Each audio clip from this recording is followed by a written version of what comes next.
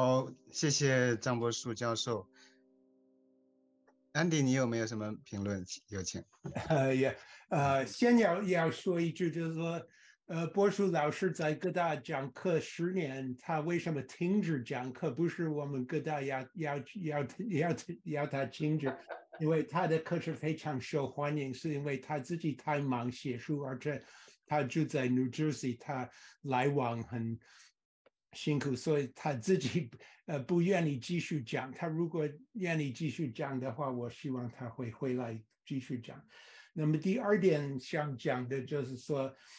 国内的自由主义和美国的现在的自由主义是相反的，因为国内的自由主义是希望政府的压力会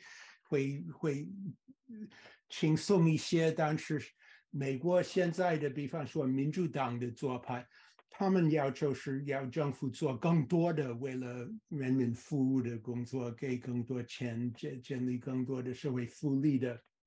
安排。第三要提一个问题，第三、第四是两个问题。第一个问题是说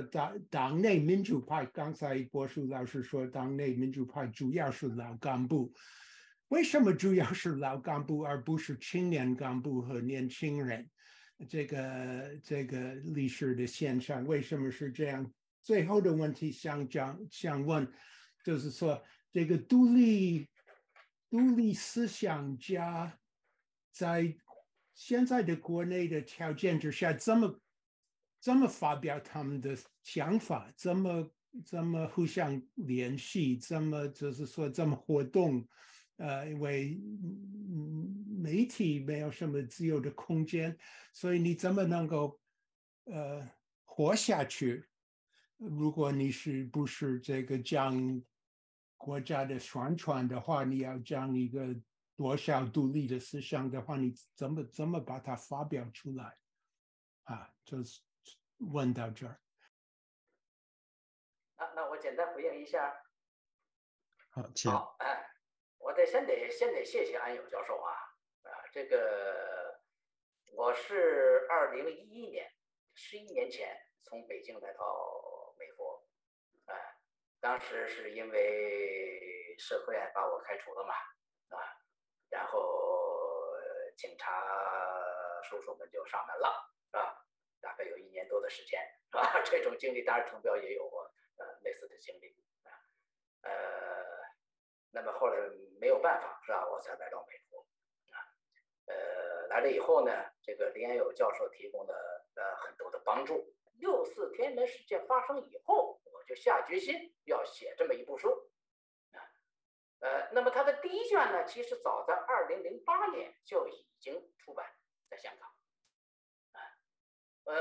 社科院最后不能容我，是吧？一定要把我扫地出门。大概我在香港正式出版的这本书是一个重要原因，因为这个书嘛是直接要讨论这个100年来中国民主追求当中为什么付出了这么大的代价，为什么经历了如此曲折的过程，为什么至今好像我们这个成果还有限那怎么看待共产党这样一个体制的形成，看待它的演变怎么看待它后来走到了今天这个样子？这是我这个书呢试图去回答的。所以这个6卷书吧，刚才我说了是吧？虽然第1卷已经出版了，后边还有5卷。我现在正在写第2卷。第2卷的话呢，估计到明年才能完成，而且篇幅很大第1卷是30万字，第2卷是60万字后边还有4卷大概每卷也得60万字，所以这是一个可以说是巨大的工程我算了算时间我现在已经60多岁了，快70岁了把这个书全部完成大概还需要15年，是吧？甚至更长的时间反正全完了大概得80岁开外了所以觉得人生有限恐怕要集中全力把这本书写好，是吧？这样反复考虑以后，我跟林安友教授商量，我说不行，算了，我这个各大的课我就不讲了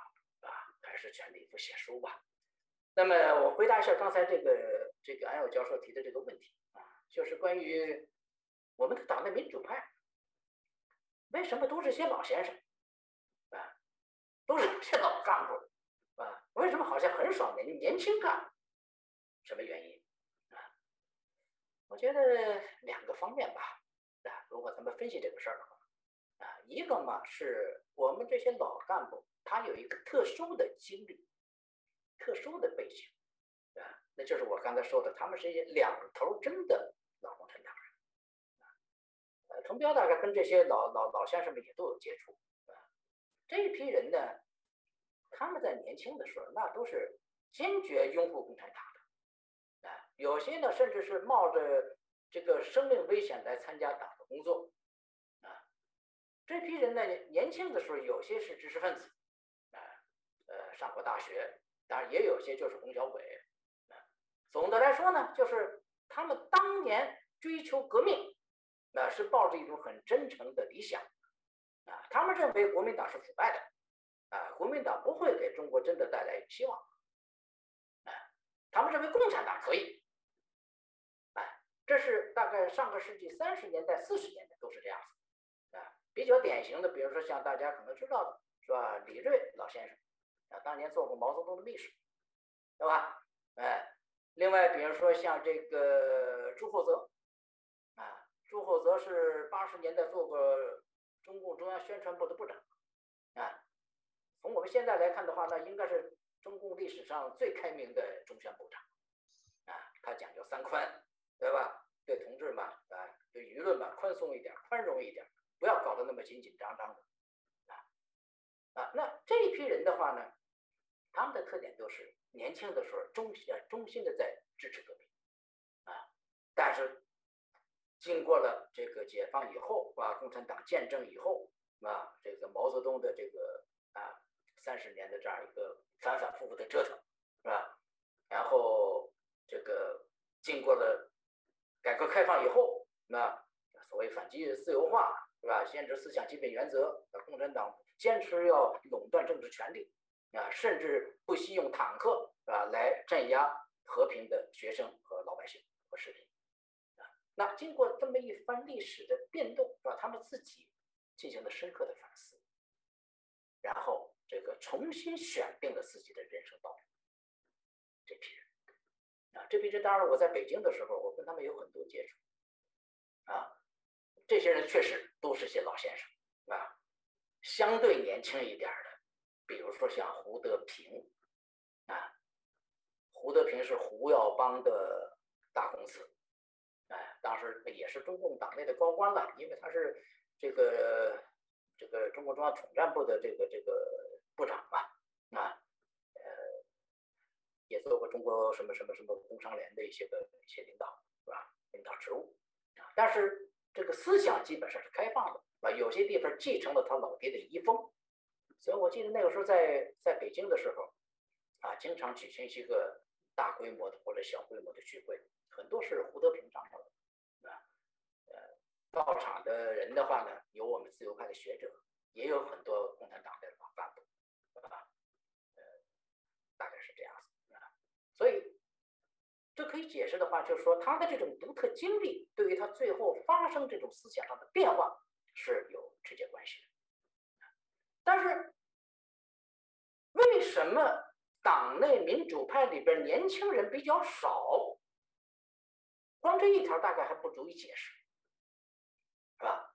我觉得还有一个很重要的原因，就是这批人的话呢，退休了。退休的话呢，相对来讲，在中共这个体制内呢，他的那种羁绊或者那种担心，相对的少一点。年轻人呢，因为我们说的是党内民主派嘛，他一定是首先是共产党员，对吧？如果他相对年轻呢，就意味着他在仕途上可能还正处于上升期，他会继续往上走。那么这批人里边，据我了解，其实有这种希望中国更加自由，走向民主，有这种基本的这种信念，或者至少有这种想法的人，其实年轻人也不少。我们比如说这个像滕彪这个年龄的，是吧？70年代生人的，这批人的话，目前在中国国内已经处在中间位置，是吧？ 40-50岁人啊，40-50岁已经在这个官场上已经达到了一定的位置，是吧？这批人里边的话，其实都是改革开放这个背景之下成长起来的，是吧？那么我相信他们对这个中国的自由民主的这种向往，是吧？应该说并不比其他的社会阶层差，甚至正因为他们有这种经历啊，既有这个接受现代的这个教育的经历，而且其中大概有不少人还曾经留过学、出过洋，来过美国或者去过欧洲，那这批人的话，从内心里边，我相信他们对这个自由、民主、这些个东西的渴望也是有的，但是他不会轻易的表述出来，这里边有很多现实利益层面的考虑，当然也可能有一个这个所谓策略方面的考虑，这是就造成了当我们说中共党的民主派的时候，我们能够看到的是那些个已经退休的老先生，而那些个正处于壮年的、正处于这个干事这个年龄的40-50岁的这个阶段的这批人反倒不明显，我觉得大概是这里边是一个原因吧，但是他们具有某种潜在的价值，是吧？咱们用一个这个经济学上的说法的话呢，人嘛有时候自私嘛，是吧？喜欢搭便车，是吧？就是说你让他出头，你让他去冒险，是吧？这个一般人可能做不到，个别的能做得到，一般人做不到，但是一旦说这个社会气候形成了，是吧？中国出现了一个大的一种变革的这种趋势，那我相信的话呢，我们许许多多的平时看的不显山不漏水的那些体制内的那些个官员我相信的话呢，在那个背景之下，那大概他们很多人都会跟上这样一个中国进步的浪我潮。对我基本认同您的这些解释。那我就补充一句，就是我这个年，因为我更了解一下，就是50多岁、40多岁这些人，我们所接受的教育，在中国当时的那种环境90年代之后接受大学教育。那绝大多数学社会科学的人，尤其是在大城市稍微好一点大学的人，都是接受了自由主义。但是因为那样的一个政治环境，天安门屠杀之后不久，所以如果你要公开的去支持自由主义、支持民主，那不可能在官场上走多远，那基本上就没有办法在官场上混。所以您的这个解释是成立，就是这些人在40-50岁的人在中国党员在中国的这个党政干部里边还是有相当一批，但是他们不可能公开的表达，那逐渐的他们也就体制化了。那这里边肯定又不一样，有的人还坚持这样一个原则，只不过可能等待机会等待环境的变化，可能更多的人就叫体制化了。在《肖申克的救赎》里边那个电影里边提到这个，就是你慢慢就融入这个体制，原来的那些理想什么争取自由、民主、人权也就慢慢的淡忘了、放弃了。那我这里有一个问题，就是当然我们关于中国的社会思潮、政治思潮有很多代表的人物，每一个流派都有一些比较有影响的代表人物。那我就想到刘晓峰，他在中国的思想界还是相当有影响。然后他在习近平上台之后不久提出了一个叫毛泽东国富论。然后呢，他在中国积极的介绍卡尔斯密特，介绍斯特劳斯等等，对，就是有的时候又被归结为保守主义等等，这就是他的这种思想也是经历了很多的变化，所以就想请您评价一下他在中国思想界的位置，就是稍微简短评价一下就好，我们。OK， 好的，谢谢。刘晓峰和我们都是同一代人了他在80年代、90年代的时候曾经相当的著名这个他原来是学外语的对这个西方的这个所谓非理性主义哲学是吧，像尼采这些东西，当时曾经是搞得很热闹那么后来这个组织这个一些翻译工程，把一些个比较重要的西学的文献翻译成中文，这方面刘晓峰还是做出了贡献的。这个咱们该怎么说怎么说啊？所以他在中国的青年学生当中也很有影响啊。但是呢，后来这位仁兄发生了很大变化，是吧？就是刚才滕彪谈到的，是吧？好像越来越这个向官方靠拢而且呢，他的靠拢的方式很特别，他提出了一个国父论，他呢所说的国父当然指的是毛泽东了，他说这个毛泽东在中国历史上这个位置是无人能够取代的，那比孙中山不知道要高出多少去，孙中山不就是个造反者吗？毛泽东的话呢，自己建了江山，自己还要打破江山，还要发动文革，这气魄简直大的不得了嘛！但是呢，他对毛泽东的国父，他又有很多不满意的地方。这话说起来比较有意思了因为刘晓峰后来的转向，在思想认知上的一个特点是否定了启蒙的价值。他认为呢，西方的那个启蒙学说本身就不怎么样。从这个近代以来，这个那些主张人民民主的，主张这个什么自由的，主张人民主权的，这些个观点，在刘晓峰看来呢，都是不对的，都是一种过气儿的、过时的观点。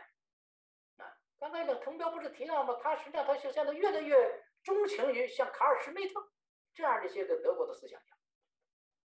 什么意思呢？就是他越来越看重那种所谓个人那种统治者或者用他的词儿叫做担纲者，这种人，他在这个推动历史这个方面发挥的作用。简而言之呢，他实际上是把19世纪后期以来德国出现的那种国家主义浪潮德国出现的那种这个强调超人强调这个个人的独裁的意志，强调当政者的那种意志，他把这个东西凸显到一个极端的位置。那这当然按照这个德国的这套东西，这倒不是说从卡尔施密特才开始我们如果回忆一下思想史的话，其实是从这个费希特19世纪前，就是19世纪初的时候，费希特就已经在讲这个东西。黑格尔其实也讲这个东西，他们多少都有点德意志这个强国主义叙事的那个意思。后来到了俾斯麦是吧？这个第二任的这个德国第二帝国是吧？那这个东西就更明显了然后进入20世纪。20世纪一战爆发之前，德国专门有个学派叫1914学派，讲的完全是这套德国如何去通过强国是吧复兴实现一种这个大国的战略。而这个大国战略里面很重要的一条，就是要有一个强有力的统治者，一个强有力的担纲者。那在这么一个逻辑里边看，像英国的那种所谓自由主义的是吧议会制的议会里边互相吵来吵去的那种东西，那就太软弱无力了是吧？那你就根本建不成一个现代国家卡尔施密特其实无非是继承了这样一个思路而刘晓峰呢就认为这套东西是对的，他自然就把这个近代欧洲以来的那个启蒙传统，他就把它否掉了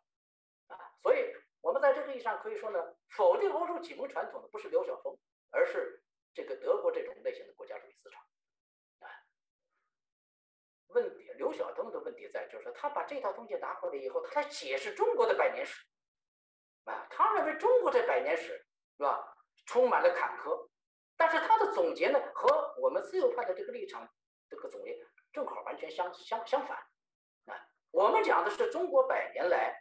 中国没有能够建立起一个相对好的是吧政治上更加自由的一种民主制度是因为中国过去的皇权传统过于深厚，也是因为后来中国的话呢这个选错了学习对象，选了俄国是吧？所谓10月革命一声炮响，给我们带来马克思主义中国的这个启蒙运动虽然54的时期曾经有过一段高潮，但是后来被中断了，49年以后就更被中断了，对吧？这是站在这个自由主义立场对过去中国100年史的一个评论。但是刘晓峰呢，他正好相反，他的解释是什么呢？他是说中国当年这个国民党搞的那个东西和共产党搞的那个东西，它实际都是以西方的启蒙主义作为榜样的。共产党你别看后来搞了这个49年的革命他脑子里边想的仍然是这个法国大革命式的人民主权，想的是这个追求现代的民主，只不过呢，这个共产党对民主的理解和这个现代西方的资产阶级理解是不一样的追求民主这是仍然是他的那个东西，那个根儿仍然是从法国革命来的，但是在刘晓峰看来，这个根儿本身就是错的。所以他对毛泽东尽管评价非常高，毛泽东是真正的中国的国父，不是孙中山，孙中山不能算国父，孙中山至多是国民党的国父。现代中国的国父应该是毛泽东。但是即便是毛泽东，他有一个问题也没搞明白，什么问题呢？就是他还是想建立人民民主国。他为什么要发动文革呀？为什么要打倒走资派呢？他是认为走资派是吧？这些人篡夺了革命的果实让这个人民成为奴隶，人民成了公仆变成了主人所以这是不行的这是毛泽东的这样一个基本思路，还是要走一个所谓民主的思路，而这个思路在刘晓峰看来，在根子上就是错的。毛泽东也没有能够走出这个认知上的误区。他说，实际上中国现在需要什么呢？中国就是需要强人，中国需要担当者。说的再白点，中国需要独裁者。这是刘晓峰现在的观点。他那个所谓百年共和的困惑对毛泽东的不满是从这儿出来的那也许今天的习近平大概应该符合的刘晓峰这个想象了习现在不就是一个是吧更加彻底的一个独裁者吗？用他的话说，那就成了担当者了，所有事情他自己一人负责，对吧？大事小事都一人负责，包括这次抗疫防疫是吧，也是亲自指挥、亲自负责，这倒是符合他那担当者的架势。这是刘晓峰，所以我们说呢，像他这种类型的学者，发生了这么巨大的变化虽然我们要追寻他的这个变化的这种根源这种过程，我觉得这个是可以做得到的。刚才我其实已经大略的介绍了这个过程，就是他的这些思想的因素是从什么地方来的这些东西在当年的德国，在20世纪初的是吧？这个德国国家主义的背景下，它是怎么产生的？那么今天像刘晓峰这样的中国学者，又怎么把那个东西移植到中国现在的这样一个这个语境里边来最后得出了他这么一套所谓这个看起来好像很骇世听闻的这么一套结论要说起来，其实也并不复杂。对，关于中国的这，当然我原来有很多幻灯片，我都给砍掉了，就是我主要是集中在后来就是自由知识分子和他的这个右翼化。那首先在西方关于中国意识形态也有很多研究，有很多调查问卷，比如说这一个大概是2015年，他们调查的是中国学生，注意这也不是中国所有的人，是40%的中国学生认为自己属于自由派，38%的人认为他们对这些价值观不感兴趣，这是看一个数据。然后另外一个研究差不多也是2014年，28%的人喜欢中国的总体政治制度，这也是对中国大学生他的一个调查，他调查的是他对中美政治制度的看法。22%的人表示不喜欢中国的政治制度，那其余的人保持中立。相反，56%的人说他们喜欢美国的总体政治制度，只有4%的人不喜欢它。那在前不久有一个讨论，一个海外的留言，也就是在白纸革命发生之后，在美国很多校园里边发生，一些中国留学生他们组织和参加纪念活动和抗议活动。那其中有一个组织者他说，在这次抗议之前，中国的白纸革命发生之前，大概就是40%的人是小粉红吧，支持共产党的，然后50%的人就是保持中立，就没有任何表态的，然后10%的人属于反贼。但是他发现，在这次抗议活动之后，有很多很多的人公开的表达他们对中国政府的不满，然后发生了变化，大概现在变成了各1/3。这当然是作为一个海外留学生的观察，他自己是一个反贼了。那现在就是愿意公开站出来支持抗议活动的、支持异议人士的，要比以前多很多了。这个我自己也有发现，我也参加了1、2场这样的抗议活动。原来我们这些异议人士或者被称为民运人士的人，要组织一个反抗专制的活动，关注中国人权的活动，那几乎没有中国留学生敢于公开的参加，敢于这个露脸的参加。那不光留学生，连其他的住在美国、住在自由国家的华人也都不敢参加。但是这一次不一样了，有很多人他们冒着风险，冒着回不了国，或者是家人受到骚扰等等，对他们来说是很大很大的风险，去参加这种活动，而且公开的上台演讲。所以这个就是我们一会儿可以有时间再讨论这一次的抗议活动对中国政治社会的影响，以及对海外华人的影响。我觉得还是会持续很长一段时间，这个影响应该说是相当深刻的。那这是一个关于中国的自由思想和其他的一些因素的关系，比如说年龄，比如说第一个图是这个教育水平。那我们看到，随着教育水平的提高，接受自由主义的概率就越大。这是大学以下，然后中间的这是大学，然后上面右上角的这个是大学以上的教育。然后第二个右边的这个图呢是关于收入，那也是一样，收入越高的，他越有可能去支持自由主义。然后呢就是年龄，我们看到在24、25岁到30多岁、40多岁这个年龄段，支持这些自由观点、市场观点的更少民主主义的人最多。这就是刚才对那个图表的解释。这个图我觉得大家看一下就行了。我觉得以省份来划分不是太科学，像这个蓝色表示偏自由派，这个红色表示偏保守派，然后紫色是中立。我觉得这个就随便看一眼就好。当然可以看到，就是东部沿海地区，北京、上海这些地方更偏向自由化一些。那这个我觉得可以花点时间讨论，我也很想听到李安友教授和张伯树教授对这个图的看法。这是我画的一个关于中国目前的，也就是1989年之后的政治思潮、社会思潮的一个图表。那在横轴呢，就是左边是平等主义或者叫福利主义，右边是市场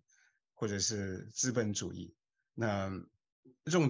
轴上边是威权主义、极权主义，下边是宪政自由主义。那我们看到，我们从哪儿说？从官方这边来说吧，那最多的是国家主义、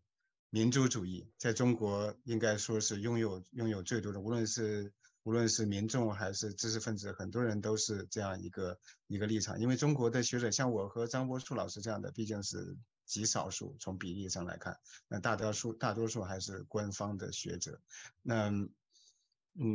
顺便说一句，这个面积它和这个思潮的影响力和人数没有任何关系，只是说明它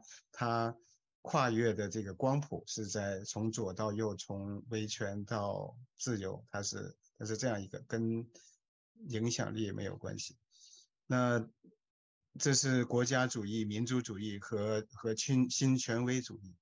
那在下边呢，就是新儒家。这个新儒家它也是不一样，它有很多是接近于威权主义的。那也有个别的是，比如说提出儒家宪政啊等等之类，也有更多的接近自由主义的，这个也是比较复杂。但是在我个人的观察来看，那儒家他的思想，包括新儒家他的思想，他也是更多的倾向于右边这个市场啊、资本主义啊等等。当然，他也孔子、孟子也有一些关于平等方面的一些言论了。但是中国目前的新儒家，我就把它放在这样一个右上轴，然后就是党内民主派。张博士教授刚才讲到党内民主派他们的一些主张，那有很多是非常支持宪政主义、自由主义的，但也有的不是那么明显。那对官方的态度也有一些暧昧。但不管怎么样，这些人大部分也是在右边，在平等还是市场这样一个轴里边，绝大多数还是在右边。然后就是保守主义，这个也是特别难以分类的，因为有的人一看到保守主义在中国，就是想到共产党的那种保守主义，就是要回到毛泽东啊，回到共产主义啊那种。那我这里边这个保守主义不是指那种官方的保守主义，可能被就是像毛派啊，像民族主义、国家主义那些东西，可能要分到那些类里边。那这个保守主义也是很多和中国的自由主义右翼是重合的。他们比如说像刘军宁啊，很多人他们自己就非常认同保守主义。那顺便说一句，刘军宁他在中国的思想界、知识界还是相当有影响，包括我本人就受到他的很大的影响。在90年代初期之后，有相当一批中国的知识分子在中国大力的推介自由主义。那当时有一套书，有自由主义，有保守主义，有社群主义等等。那刘军宁虽然他写的那本书叫《保守主义》，介绍主要是英国的保守主义思想，但是他基本上就是把保守主义和保守自由传统连在一起。那他的立场基本上就是自由主义。所以对于当时非常年轻的读者，分辨力对历史了解不是那么多的读者来说，那保守主义在刘军宁那个介绍之下，跟自由主义就没有什么区别，看不出来什么区别。所以很多人就是觉得保守主义是个好的东西。后来有一些自由主义的典型知识分子，他们纷纷的拥抱保守主义。那在左边呢，就是毛派和新左派，这个就不用解释太多。当然这个就是很多毛派和新左派，他们主要还是强调权威啊，强调这种毛主义啊这些东西，集权的东西。那对于在经济上是更多市场还是更多平等，也没有太多论述。在我的了解范围内，其实很多人并没有去着重论述这个东西。那这是左派。那我们可以从这个图看到，绝大多数的思潮都是在这个轴的右边右派。那么而自由主义原来就是基本上在中国讨论自由主义的话，不会太强调自由主义左派和自由主义右派。或者是左翼自由主义、右翼自由主义。像刚才张博士老师讲的，那在2020年川普第2次选总统之后，自由主义阵营发生了非常明显的，也是非常深刻的分裂。